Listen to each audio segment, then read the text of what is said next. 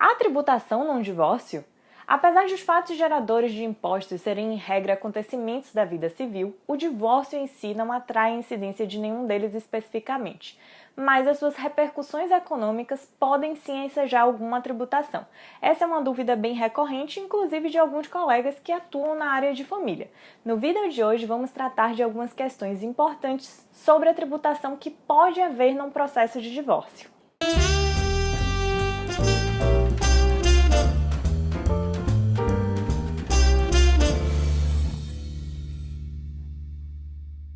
Em primeiro lugar, é importante esclarecer que se o casal que se divorcia não tem bens a partilhar, não há que se falar em tributação, com exceção apenas de eventuais taxas cartorárias. Nós vamos falar de tributação apenas quando há bens a partilhar no âmbito desse processo de divórcio.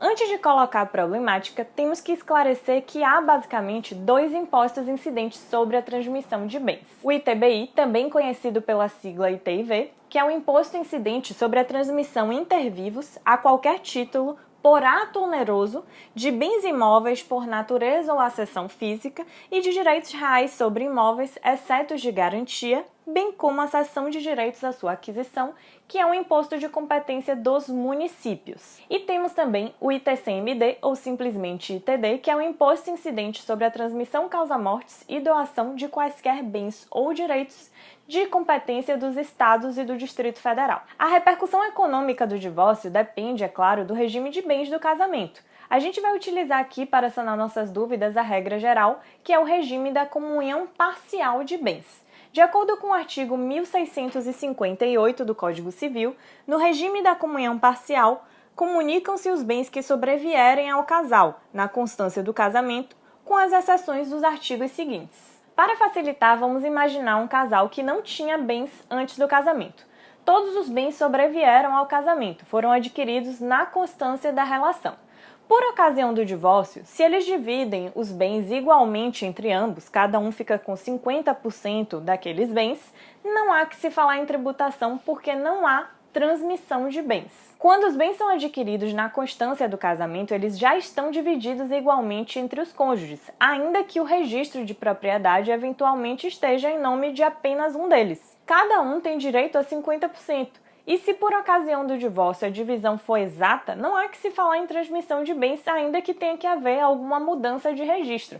Essa mudança de registro é só uma consolidação da propriedade que o cônjuge já tem por conta do casamento, por conta da aquisição de bem no casamento. A situação é completamente diferente quando a partilha de bens no divórcio é desigual, ou seja, quando não fica 50% exatamente para cada um.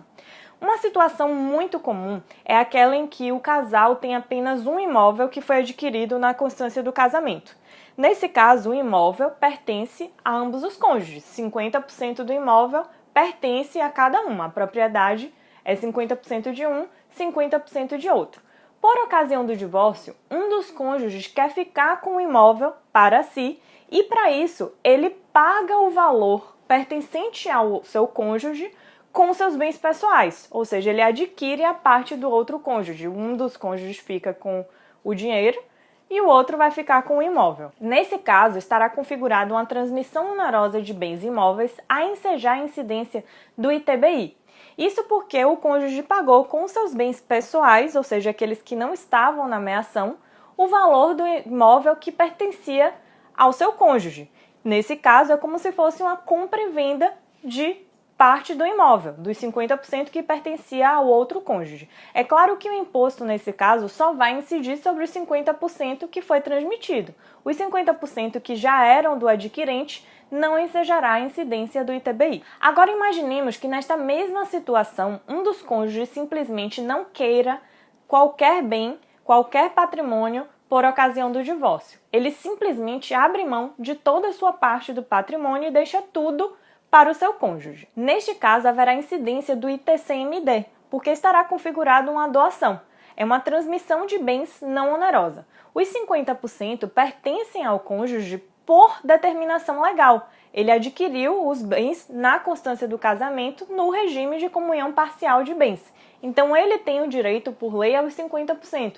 Quando ele abre mão disso, ele está, na verdade, fazendo uma doação para o outro cônjuge. Para mudar isso, só mudando realmente o regime de casamento. Mas se for a comunhão parcial, se ele tem direito à meação e ele abre mão, ele simplesmente está praticando um ato de doação.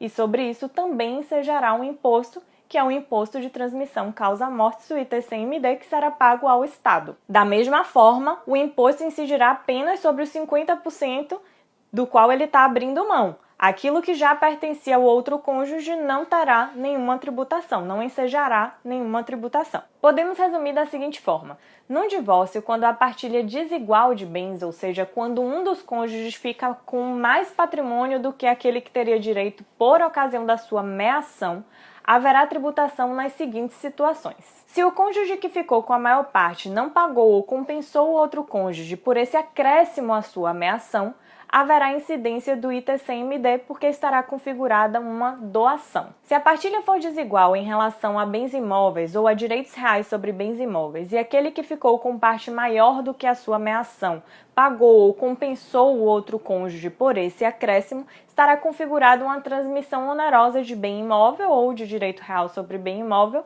e ensejará a incidência do ITBI. O ITBI, portanto, só incidirá quando houver partilha desigual em relação ao patrimônio imobiliário. Desse resumo, podemos desenvolver tantas outras situações a depender do regime de bens e da configuração da partilha por ocasião do divórcio. Espero que vocês tenham compreendido a lógica para aplicar em situações diferentes. Para fechar esse vídeo, eu vou deixar aqui uma situação curiosa.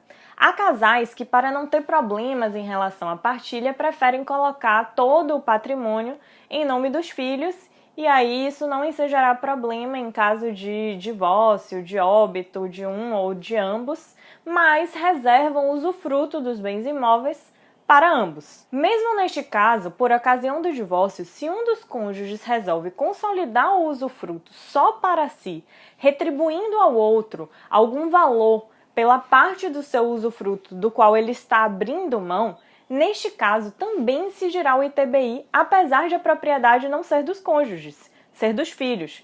Mas nesse caso, há aí uma transmissão de um direito real sobre bem imóvel, que é o usufruto. O usufruto é um direito real e quando um dos cônjuges decide consolidar todo o usufruto para si, retribuindo onerosamente para o outro cônjuge a parte que lhe cabe, neste caso haverá uma transmissão onerosa de um direito real sobre bem imóvel e ensejará sim a incidência do ITBI. Eu não sei se acontece com vocês, mas me chegam muitas dúvidas a respeito disso, seja de amigos, de parentes, de colegas, porque às vezes as pessoas se surpreendem quando vão fazer um registro de alguma transmissão de bens por ocasião do divórcio e se surpreendem com algum desses impostos que geralmente incidem nessas situações que eu coloquei para vocês. Espero que tenha sido um vídeo esclarecedor, proveitoso de alguma forma. Não deixem de se inscrever no nosso canal para acompanhar nossas próximas discussões e também de deixar suas dúvidas aqui nos comentários do vídeo. Um abraço a todos e até a próxima!